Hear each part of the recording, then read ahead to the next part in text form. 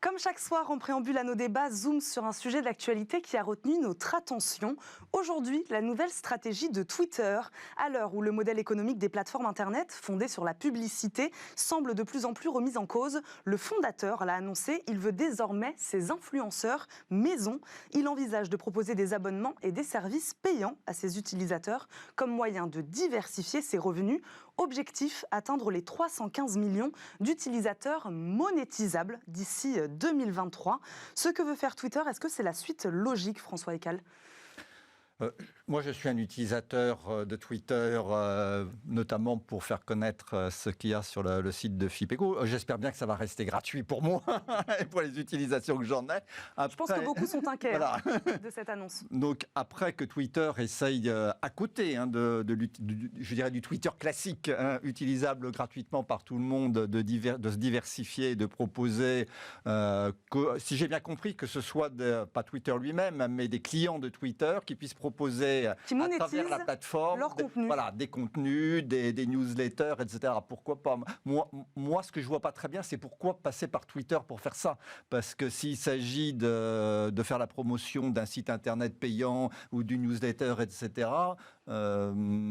pourquoi passer par la plateforme de Twitter ? Enfin, vous avez peut-être plus d'idées que moi. Stéphane Vandenborg. J'ai du mal à comprendre quel est l'intérêt. Voilà. Stéphane Vandenborg. Voilà, pour avoir vécu pas mal de temps dans l'IT, depuis 30 ans, je dirais qu'il n'y a pas de repas gratuit. C'est-à-dire qu'à un moment donné, tout business model doit être rentable.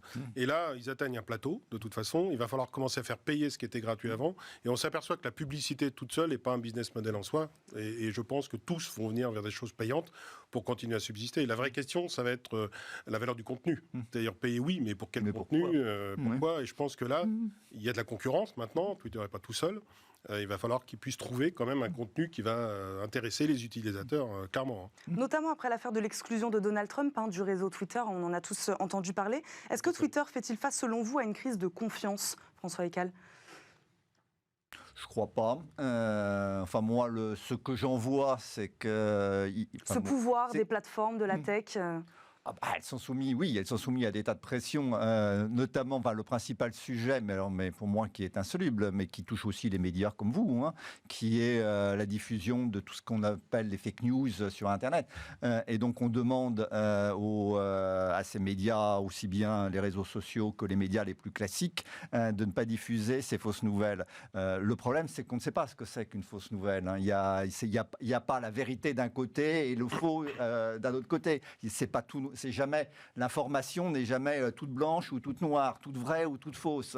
On est toujours dans un gris, et quand on voit que même le président du plus grand pays du monde raconte des absurdités à longueur de journée, dit mais que peuvent faire les médias ? Enfin, à mon avis, ils ne peuvent... Enfin, je pense qu'aller sur la voie, comme le proposent beaucoup, de la censure de l'information, c'est une voie sans issue, parce que d'abord, l'information sera toujours diffusée autrement, et ensuite, vous n'aurez jamais de bonnes raisons pour censurer, ou alors vous allez censurer tout. Enfin, vous rentrez dans dans une logique qui va vous amener à censurer énormément de choses, et y compris des choses qui en réalité sont vraies ou plus ou moins vraies. Enfin, je pense que c'est un très mauvais débat, et moi je pense que le mieux, c'est ce que j'essaye de faire, c'est de diffuser des informations que je considère comme à peu près exactes. Il n'y a jamais de vérité scientifique, ça n'existe pas. Il n'y a que des informations dont on n'a pas encore démontré qu'elles étaient fausses. Voilà, donc j'essaye de dire des choses raisonnables, et je pense que les médias ne peuvent faire que ça. Alors malheureusement, on voit bien qu'en effet, les gens ne leur font plus confiance, ils écoutent n'importe quoi, mais ça, je dirais, c'est votre boulot, c'est le mien aussi d'une certaine façon. Et est-ce que c'est celui de Twitter ? C'est la question aussi qu'on se pose. Et c'est pas celui des plateformes, c'est celui des journalistes, celui des médias, mais je ne pense pas que les plateformes soient là pour censurer des fausses informations. En tout cas, ça passe pas par la censure. On l'a vu, c'est ce qui s'est passé avec Facebook en Australie aussi, qui investit aujourd'hui dans du contenu d'information. Est-ce que ces géants de la tech veulent devenir, eux, des médias d'information à part entière ? Je pense qu'ils essayent de créer plus de contenu, du contenu à valeur, mais pour ça, il faut des moyens, des ressources. C'est-à-dire qu'on peut pas tout faire. Il faut beaucoup d'investissement. Voilà, et il faut de la ressource humaine, il faut des journalistes, il faut des gens qui qualifient. Et ils s'aperçoivent que ce modèle, finalement, du média traditionnel, ça nécessite des moyens, des ressources. Et pour ça, il faut pouvoir ressortir des revenus pour payer les ressources.